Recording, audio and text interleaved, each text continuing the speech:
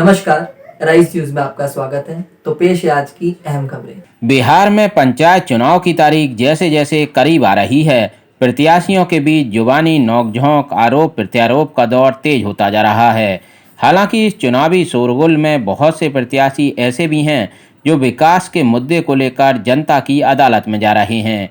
उन्हीं में से एक हैं सीवान की सूरजपुरा पंचायत से भावी मुखिया प्रत्याशी डॉक्टर राम पारस राय, जो पहले भी मुखिया रह चुके हैं। क्षेत्र में शिक्षा के प्रचार प्रसार से लेकर पंचायत के विकास तक के उनके योगदान को लोग आज भी याद करते हैं।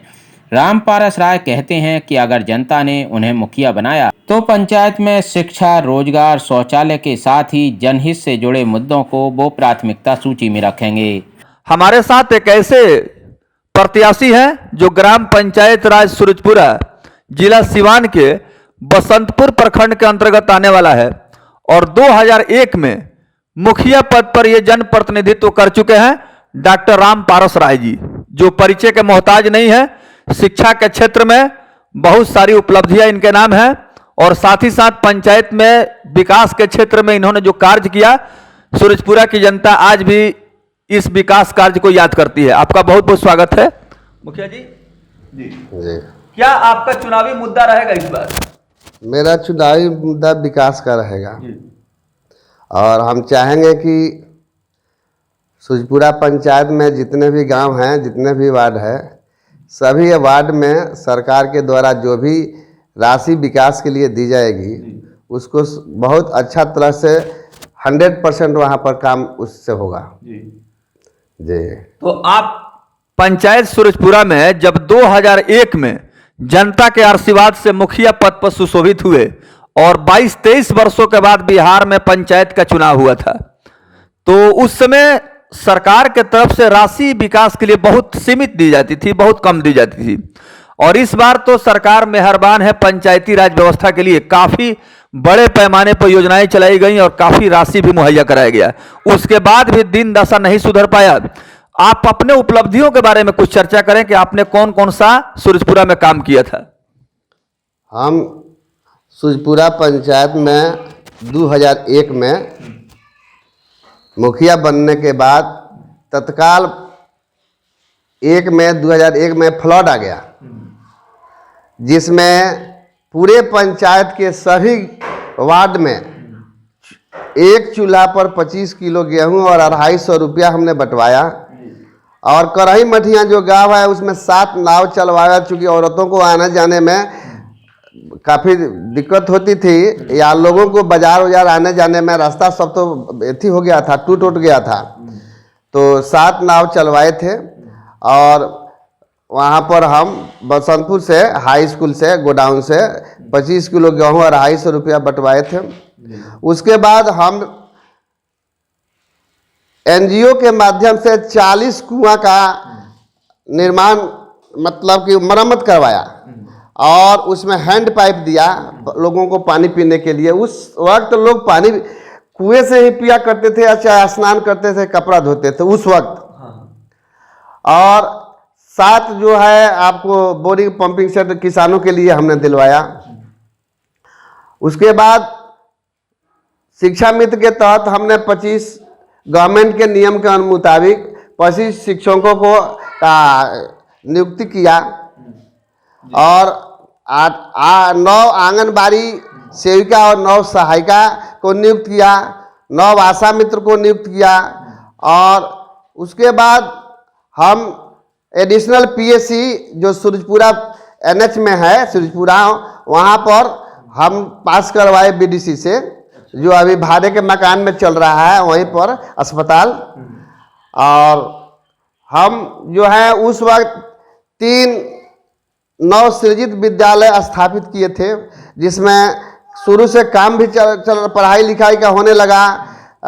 पढ़ाई लिखाई के लिए जितने संसाधन की आवश्यकता थी सब हम उपलब्ध कराए थे। तो उसमें उसके बाद जब हम चुनाव हार गए तो हमारे बाद जो भी जनप्रतिनिधि लोग हुए, जो भी मुखिया बने, उन लोगों का उस पर ध्यान नहीं गया। फिलहाल उसमें से एक जगह जानकी नगर में जो है स्कूल का निर्माण हो गया, वहाँ के लोग जमीन उमीन दिए, निर्माण हो गया। लेकिन बकिए जनप्रतिनिधित्व जनप्रतिनिधि लोगों के रुचि नहीं लेने के वजह से सूरजपुरा तकत में वहाँ भिखर महतो के घर के पास जो हम स्कूल चलवाए थे, वह स्कूल फिर पुराने स्कूल में आकर विलय हो गया। जबकि उस स्कूल के लिए फंड आ गया था, उसके अध्यक्ष का चुनाव हो गया था, फंड भी आ गया था, 5 साल तक हम पढ़वाए थे और स्कूल में जितनी सुविधा दी जाती थी सब वहाँ से मिलता था। इसके बावजूद भी रुचि लोग नहीं लिए और वहाँ पुराने स्कूल में विलय हो गया। मतलब हमको इस बात की तकलीफ है कि हमारे बाद जो जनप्रतिनिधि हुए उन लोगों ने उसको बनवा नहीं सका। क्या आपका मतलब मैनिफेस्टो रहेगा इस बार? मेरा मैनिफेस्टो रहेगा कि सरकार के तरफ से उस वक्त तो राशि बहुत नहीं के बराबर था, लेकिन अभी जो है राशि सरकार के तरफ से पूरा पंचायत में खर्च करने के लिए मिल रहा है। सभी गली नली जो मुख्यमंत्री जी का 7 निश्चय योजना है ना, उसमें सभी गली नली में हम लाइट की व्यवस्था कराएंगे। लाइट की व्यवस्था कराएंगे। स्कूल जो भी है उसको हम चाहेंगे कि बढ़िया से चले। उसमें शिक्षक लोग हैं उनको टाइम टू टाइम गाइड किया जाएगा कि बढ़िया से पढ़ाइए लिखाइए बच्चों को। और चाहेंगे कि हम जितनी भी राशि जिस मद का भी मिले, चाहे कृषि का क्षेत्र हो, चाहे शिक्षा का क्षेत्र हो, चाहे स्वास्थ्य का क्षेत्र हो, जिस मद में जितनी राशि मिलेगी उसका 100% लोगों के बीच तक हम पहुंचाने का प्रयास करेंगे।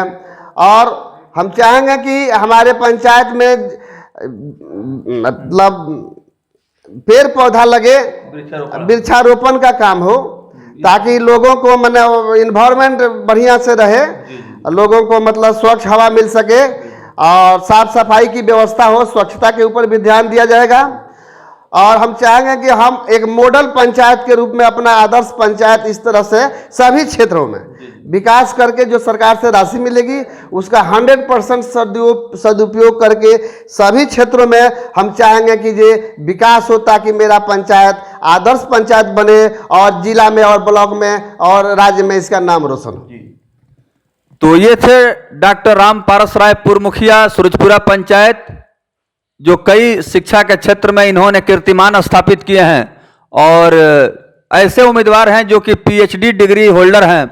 ये सौभाग्य की बात है कि पंचायत के उन तमाम उम्मीदवारों में जो सूची है मुखिया पद पर, इसमें कहा जा सकता है कि इनकी जो शैक्षणिक योग्यता है या अनुभव है, एक तो जनप्रतिनिधित्व करने का इनके पास लंबा तजुर्बा, दूसरा के शिक्षा के क्षेत्र में इन्होंने बहुत सारा इस तरह का कार्य किया है जो आज भी काफ़ी स्मरणीय है, लोग इसे याद करते हैं। और साथ ही साथ सूरजपुरा पंचायत के विकास को लेकर के इनका बहुत सारा हार्दिक अभिलाषा है। उम्मीद करते हैं कि इसी तरह से अलग अलग पंचायतों का ग्राउंड रिपोर्ट हम दिखलाएंगे, जिससे कि पंचायत चुनाव की तमाम छोटी बड़ी जो भी खबरें हैं वो प्रमुखता से जनता तक पहुंच सके। सूरजपुरा की जनता अपनी समस्याओं को लेकर के किस तरह से परेशान है, सीधा तस्वीर आपको दिखला रहे हैं। आइए, एक व्यक्ति हैं, सबसे पहले उन्हीं से हम शुरुआत करेंगे। अपना शुभ नाम बताएं। झूलन राय। क्या समस्या आप लोग झेल रहे हैं? नल जल के बारे में समस्या झेल रहे हैं। पानी अभी तक पहुंचा नहीं है। पानी नहीं पहुंचा ना। तो कितने दिनों से यह परेशानी है? ये तो शुरू से है, जब से लगा हुआ है 1 महीना मुश्किल से नहीं चला है। सारा पाइप फूट गया है और पानी कितना दिन से चल ही नहीं रहा है। पानी मिल ही नहीं रहा ना, एक भी कुल्ला कोई पानी नहीं पिया है। क्या कहना चाहेंगे? हम यही कहना चाहेंगे अपना मुखिया जी से, चाहे जो भी है उन लोग से, कि हम लोग जल नल सुधार कराएं और हम लोग सब वोट लें। बिल्कुल। तो यहाँ मुख्यमंत्री 7 निश्चय योजना की जो स्थिति है सूरजपुरा पंचायत में, जनता बतला रही है कि नल का जल लोगों तक नहीं पहुंच पाया है। पैसा जो सरकार ने दिया है ये तो पैसा इस्तेमाल हुआ, लेकिन पानी नहीं मिला। क्या वजह है? अब वो लोग बताएंगे, जो काम करा है वो लोग बताएंगे। पैसा हम लोग का मिला और हम लोग जनता में खर्चा नहीं किए कि क्या किए, टूटी भी नहीं लगाए हैं अभी तक। जिससे बातचीत किए, वार्ड से बात किए हैं, हम लोग सब लोग से बात करते हैं, दरखास्त भी दिए हैं। नल जल को सुधार करो, नल जल को सुधार करो, नल जल को सुधार करो, नल जल को सुधार करो, नल जल को सुधार करो, फिर हम वोट देंगे। नल जल के सुधार करो, हम फिर वोट देंगे। हमको पूरा पेंशन पिटा जाएगा तो हम कैसे वोट देगा? मिला ना, कितना दिन से परेशानी? 5 बरस हो गई। 5 वर्ष हो गए 5 बरस हो गए बुढ़ा पेंशन बंद भइल जा पेंशन नहीं मिला नहीं मिलो हमरा ऐसा गुजारता आमदी कोई नहीं है। मुखिया जी से भेंट कइला हाँ मुखिया जी से सब लोग से भेंट करता है। का कहत नहीं वहाँ का कहा था जो हमके के पास नहीं के आए। नहीं है। मुखिया जी के बस के नहीं थे। का कहत नहीं कितना दिन तक मिला 5 बरस हो गई लो भुंजार बटनी हाथे हाथे हुए हो गई ओकरा बाद एको ना आ जहाँ तहाँ घुमनी ऑनलाइन करावलू तो 150 रुपया लेहलू तबो ना मिलल नहीं मिल रहा ना ना। पंचायत भवन में विनोद का लगे गनी तो कहले जे हम चलता नहीं बस वार्ड के पास गए हाँ बसतपुर चलता नहीं अच्छा कोई तो- सहयोग मदद नहीं मिल रहा है ना। आ 5 बरस से हम घूमते इतना बानी फोटो लेके छोड़ दो फोटो सब लोग कुछ लोग कोई रख लो बाकी हमने के कुछ फायदा नहीं नहीं है ना कोई से ना हम वोट ना देव कोई के पुरनिया से वोट लेके या कुछ ना कोई लू। चलिए अपना नाम बताइए सुनल पति